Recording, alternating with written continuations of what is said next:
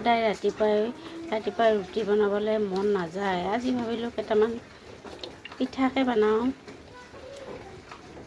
এয়া চাওক, মই এনেকৈ পিঠাবোৰ বনাই আছোঁ চাহেৰে খাবলৈ, আৰু ভাজি বনাইছোঁ।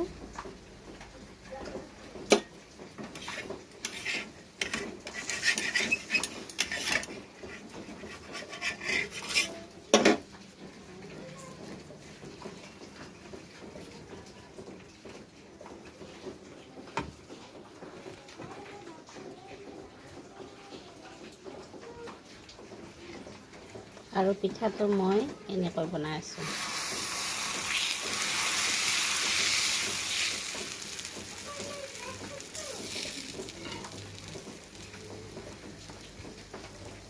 এয়া চাওক, মই এটা এটা কৰি সম্পূৰ্ণ পিঠাখিনি বনালোঁ।